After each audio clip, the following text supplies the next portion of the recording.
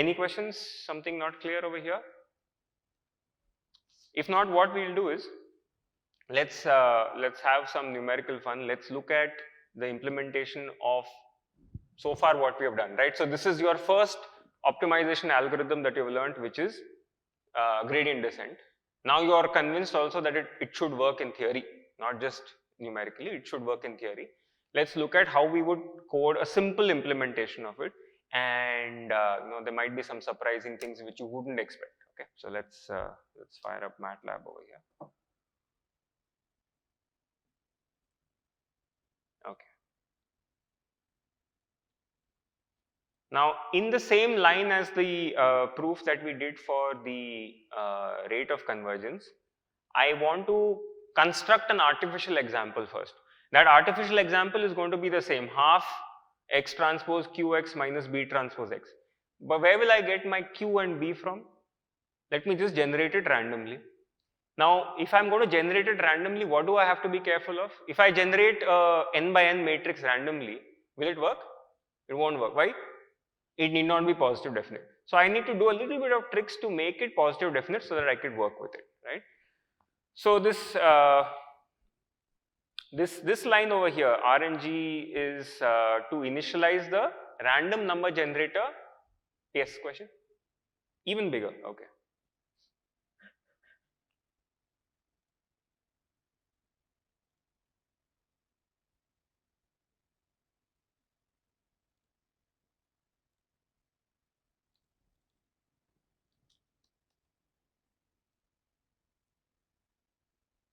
Is it better now? Okay. So line number 2 is essentially telling you to initialize a random number generator with the same seed. Why would I want to do that? So that I can reproduce the results every time I run this code. I should be able to reproduce. If I want to do debugging and analysis, this is very useful because I don't want to every time get a new random matrix, right? Once I have got confidence on how it works, I can knock this line off. Okay, but this is a good way of reproducing your results. Now I want to generate a random symmetric positive definite matrix. So this trick is very simple. If I just take, let's say I'm working in 10 dimensions. So if I do this, rand n comma n is going to give me a random n by n matrix. If I want to make it symmetric, this is all I need to do. Half of b plus b transpose is going to make it symmetric, no problem. Then what I do is, to make it positive definite, what is it that I need to play around with? I have to make sure eigenvalues are positive. So I take my B matrix, and this eig is basically going to calculate what? Eigenvectors, eigenvalues. Eigenvectors will fall into V, and eigenvalues will fall into D, right? It will make it a diagonal matrix, right? Now, what do I need to change in order to make it positive definite? I need to make sure that this D has positive entries in it. So all I do is I use this rand I function, which is random integers. Give me n random integers give me, okay, and some range is given, okay. What do I do with that? I construct a new matrix A, which has the eigenvectors from before, but I have replaced the eigenvalues to be this random integers, random positive integers, greater than 1, therefore it's always going to be positive.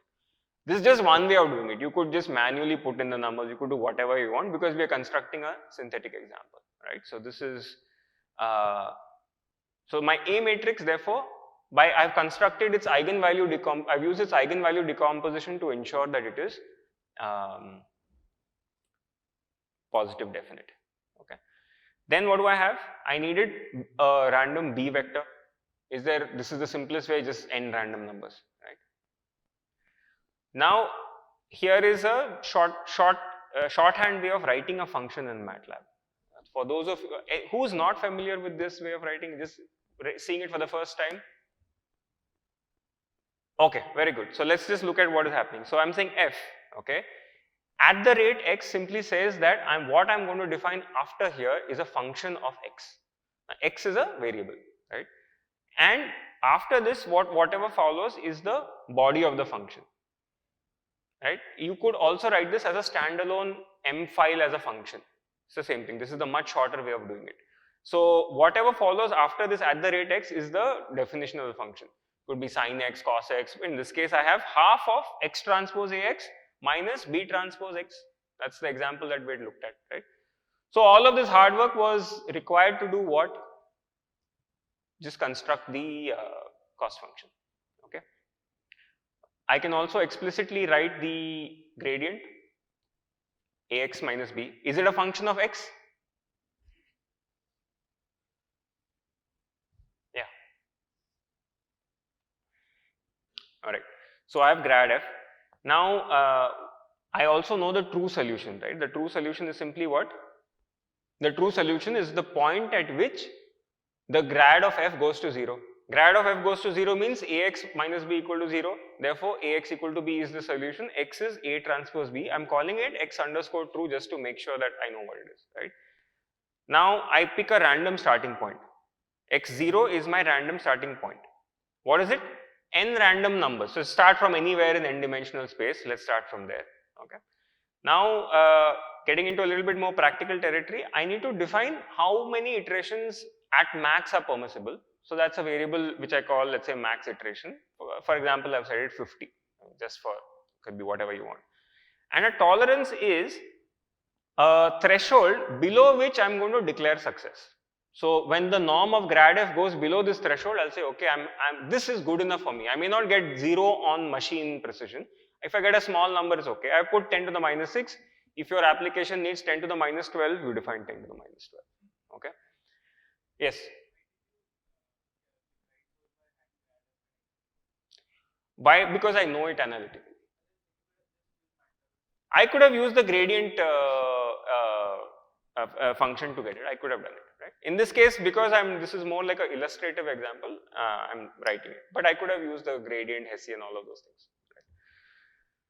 Now we want to solve this using gradient descent, and as we just now used, we'll use exact step size.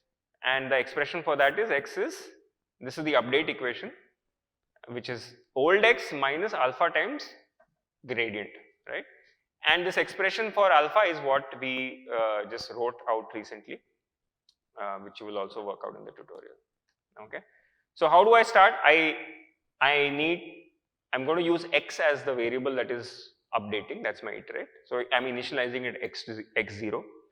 This x underscore sd is just a way for me to keep history, that at each point I don't want to forget what I had done. So I'm just keeping a track of it. So I'm initializing it in this way. Similarly, the gradient is being written with this gf, and I'm keeping a log of all the gradient values, so that at the end of the process I can analyze how did the gradients look like. Okay. So k is my iteration counter. Now this is how you would write it, right? You would say that while the norm of the gradient is higher than my threshold and the number of iterations is less than the maximum number of iterations, right? So a usual beginner's mistake would be to omit this line. If I omit this line, and if my tolerance threshold is very, very strict, right, the algorithm could take, let us say, much longer than you expect, because it's trying to get it low, but if it's entered a very flat region, it makes very, very small steps, and you think, oh, my computer is hung or something, right? So this max iter is just to prevent it from just taking forever, right? And here is the step length analytical expression, okay? I update my x. So x new is x old plus step length multiplied by pk. Pk is minus grad f. Minus grad f was initialized over here. Okay.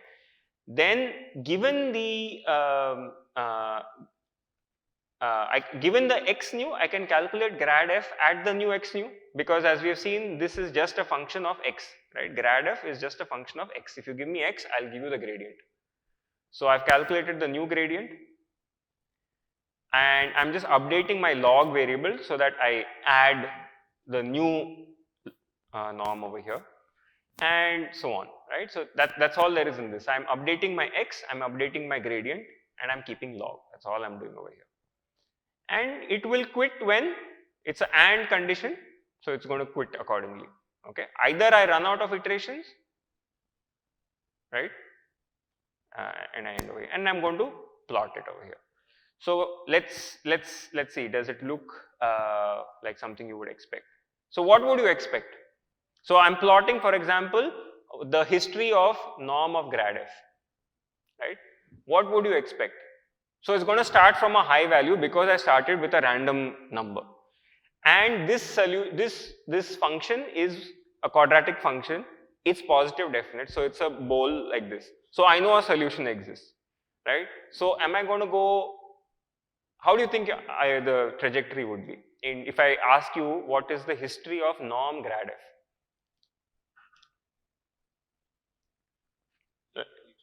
Okay, one student says it should just go linearly down. Any other guesses? Like a hyperbola. Okay.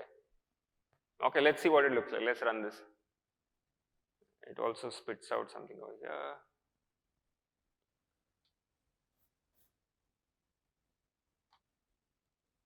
This is what the convergence looks like.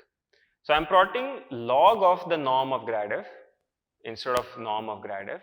So log scale means something, right? So it's starting with something very high, and within the first 8 iterations, it has covered maximum ground, right? In log scale, it has gone from 5 to minus half. That means you convert it into linear scale, the maximum progress has happened in the first few iterations. After the first few iterations, what is happening? For the remaining 40 iterations, it's covering only about 2 units in log scale, right? So this is something very typical of gradient descent. You make a lot of progress in the beginning, and then you kind of enter into a slow gradient zone. So if I had wanted 10 to the minus 12 and I didn't have a cap on the number of iterations, it would go on for a very, very long period of time, right? So this is one of the, if you want to call it a drawback or feature of gradient descent, it is this. So many times it's advantageous to just run gradient descent for a few iterations, get some improvement, and then if you have a facility to switch to a faster method, then switch into that. Okay. So so here I was just plotting what is the norm of grad f. So notice first iteration we started with a very high value 15, and as we went down, you can see the numbers are kind of just not really progressing. It seems to get stuck near 0.1. Very slow progress. Okay. Yeah. Yeah.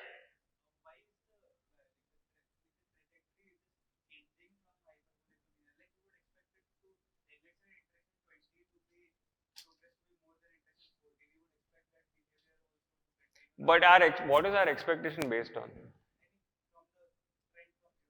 Correct. Yeah. So that's what. That's why I said that you should expect some surprises over here.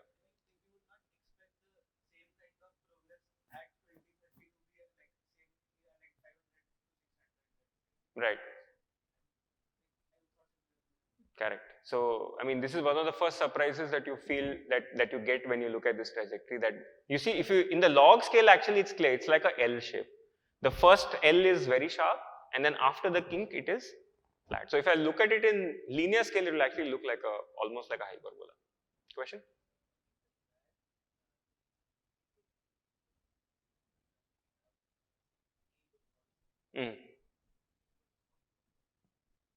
Right. So he's saying that why is it wavy right now? Why is it wavy? I don't have a good answer for you right now. Okay. This kind of small oscillatory behavior is known and seen in many numerical methods. Remember, this is not function value. Function value will always decrease. This is plot of norm of gradient. This is exact line search because I put alpha analytically equal to the exact line search angle, right? So this is as kosher as gradient descent can get.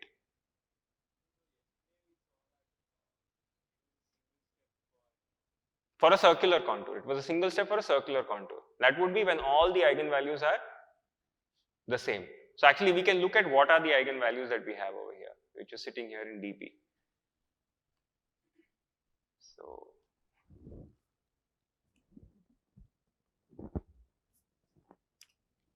right, so these are my eigenvalues.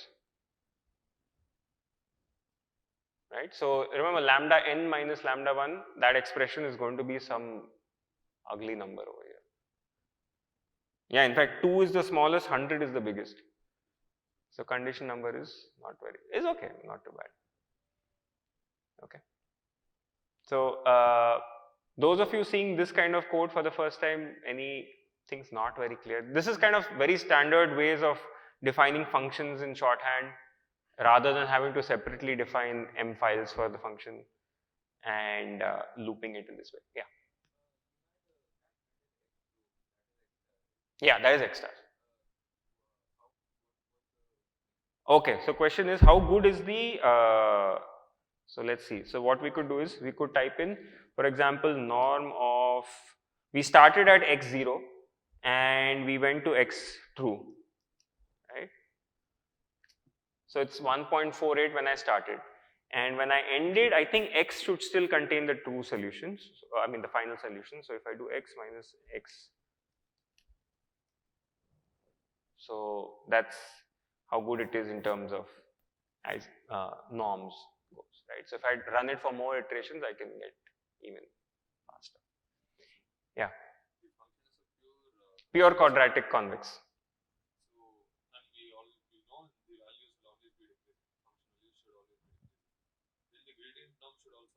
No.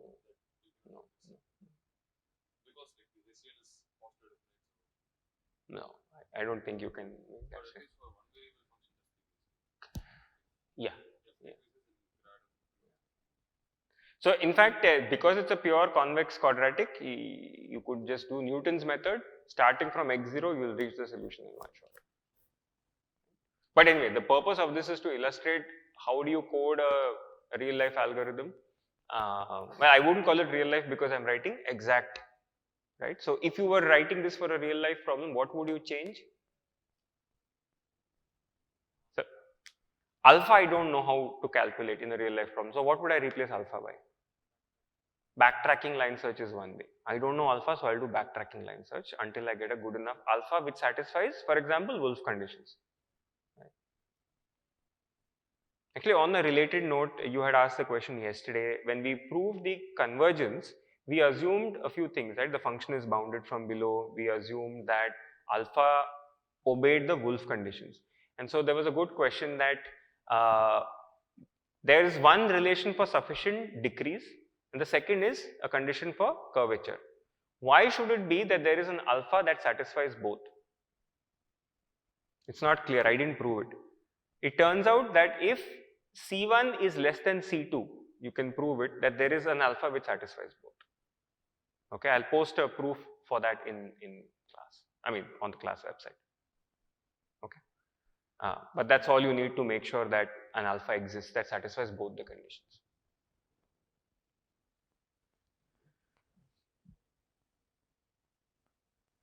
Any other questions?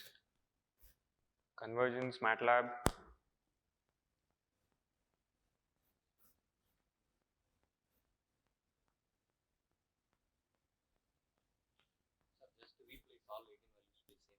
Okay, let's do that. So let's replace. Where did it go? Here.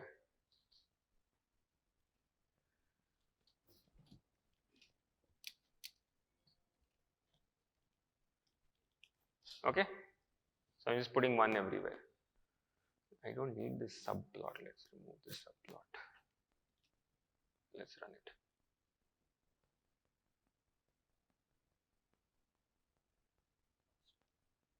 So notice something very different over here. Let's see if the other graph is still open.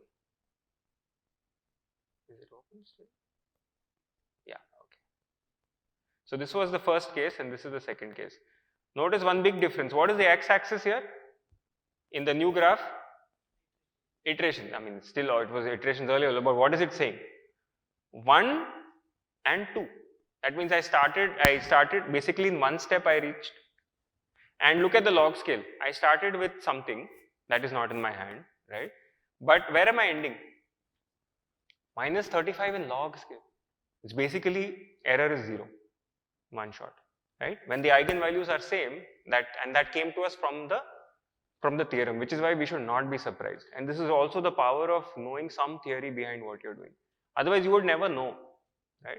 So, you can try to engineer ways by which your condition number is better. And there are a lot of numerical tricks where before you start working with your problem, you try to do some shaping of the condition number to make it better. And this is the reason why, right? Instead of 50 iterations ending up at log scale -2, I end up in basically 1 iteration or 2 iterations log -35.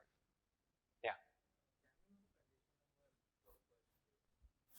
Can we know the, yes, very much. So let's, to know the condition number, it's quite simple. I just have to run this 1 second. Let's comment this, and here it comes. So MATLAB simply has this. Oh, sorry, it's A. 50. So for the tutorial problems also that you have, you can just use this MATLAB command to get the condition number.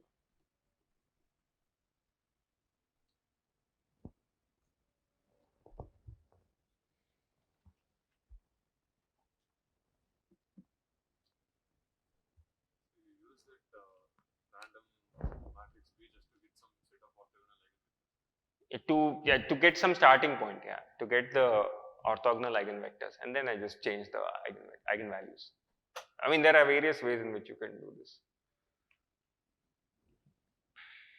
If you wanted to, with this code, you could just modify it to plot. Actually, it won't be, you cannot visualize in 10 dimensions. Here we took n equal to 10.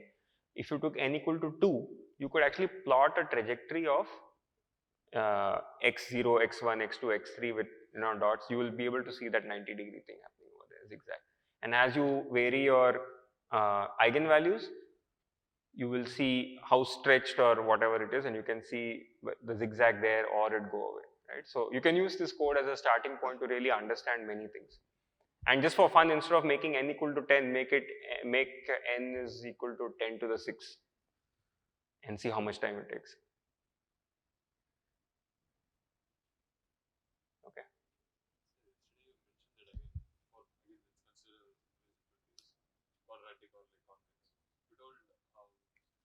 The contours need to be circular so that the solution can be attained in one shot.